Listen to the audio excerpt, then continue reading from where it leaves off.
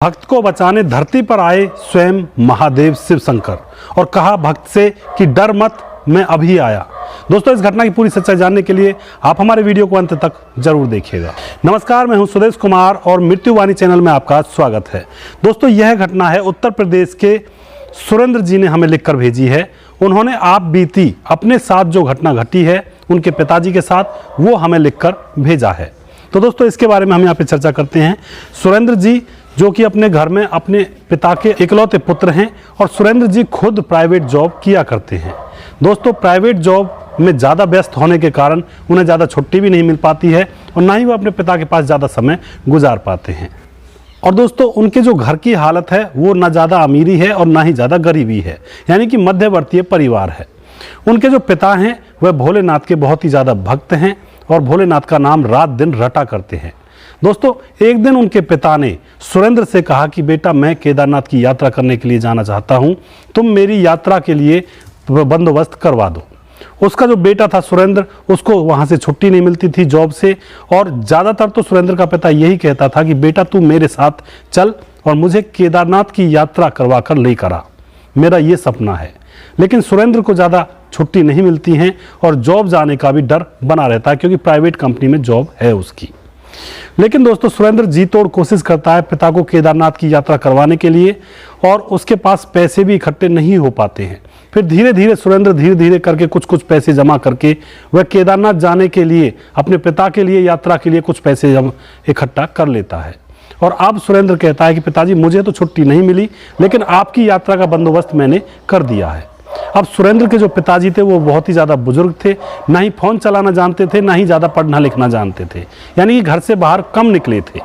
अब जो सुरेंद्र होता है उनके लिए खाना पीना तैयार करवाता है। 3 दिन का खाना पीना उनके साथ ही बांध कर रख देता है, क्योंकि ज़्यादा पैसे भी नहीं है, रास्ते में कहाँ से खाएंगे, बुजुर्ग आदमी हैं। तो 3 दिन का खाना तैयार करके सुरेंद्र अपने पिताजी के साथ रख देता है और फिर उनको केदारनाथ जाने वाली बस में बिठा देता है, टिकट वगैरह कटवा करके उनके सामान को बस में रखवा देता है।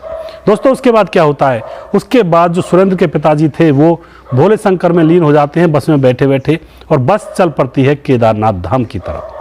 सुरेंद्र के पिता की बरसों पुरानी इच्छा पूरी होने जा रही थी, क्योंकि उनका बरसों पुराना सपना था कि केदारनाथ की यात्रा करूं, केदारनाथ जी के दर्शन करके आऊं। दोस्तों, बस चलते चलते रात हो जाती है और रात होते ही बस एक होटल पर रुकती है। जैसे ही बस होटल पर रुकती है तो बस के अंदर जो भी व्यक्ति बैठे हुए थे, यात्री बैठे हुए थे, वो सब उतर जाते हैं। कोई कुछ खाता है, पीता है, कोई टॉयलेट वगैरह करने के लिए जाता है।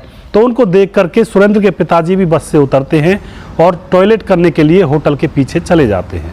लेकिन दोस्तों, अकस्मात जैसे वो वापस आते हैं तो वापस आकर देखते हैं उनको वहाँ पर बस खड़ी नहीं मिलती है, यानी कि बस वहाँ से जा चुकी होती है और उनका सामान भी बस के अंदर ही रह जाता है। ड्राइवर कंडक्टर को पता नहीं होता है कि एक सवारी रह गई है, गलती से वो अपनी बस को चला ले जाते हैं। दोस्तों, उसके बाद जो सुरेंद्र के पिताजी हैं वो परेशान हो जाते हैं। उनको चिंता होने लगती है कि ना तो मैं पढ़ा लिखा, ना मुझे फ़ोन मिलाना आता, ना ही नंबर पता, मैं आगे जाऊं या पीछे जाऊं, कहीं भी उसको जाने का रास्ता नज़र नहीं आ रहा था। वह होटल में घूमते हुए लोगों से बार बार कह रहा था कि भाई मेरी मदद करो, मुझे या तो केदारनाथ पहुँचाओ या मुझे मेरे घर पहुँचाओ, लेकिन कोई भी उसकी सुन नहीं रहा था।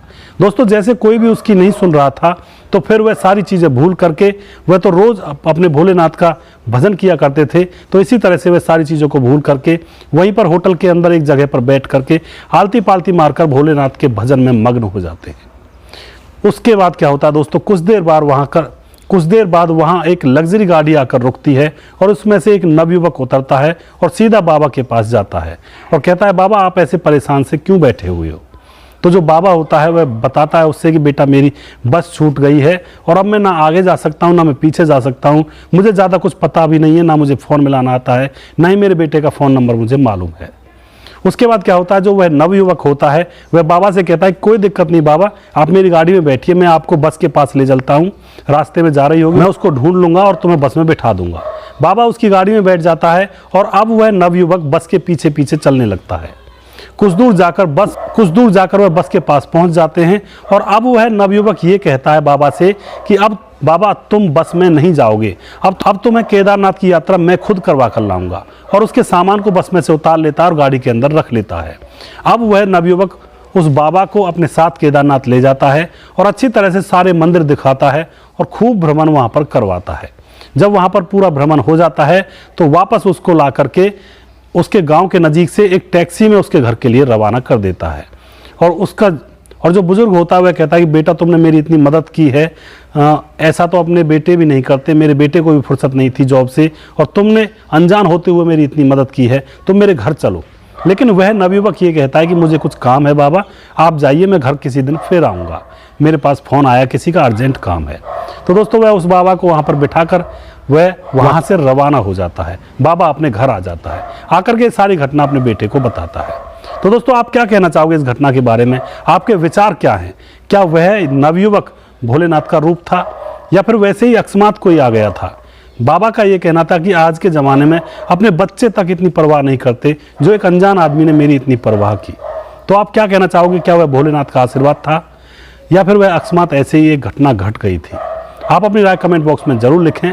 ऐसी सच्ची घटनाओं के ऊपर मैं वीडियोस बनाकर लेकर आता हूं जो कि आप ही लोगों की होती हैं, आप ही लोग हमें लिखते हैं, उन्हीं के ऊपर वीडियोस बनाता हूं। नेक्स्ट वीडियो में बहुत जल्दी फिर से लेकर आऊँगा किसी सच्ची घटना के ऊपर। तब तक आप खुश रहें, भोलेनाथ की सेवा में लगे रहें। जय हिंद, जय भारत, जय भोलेनाथ।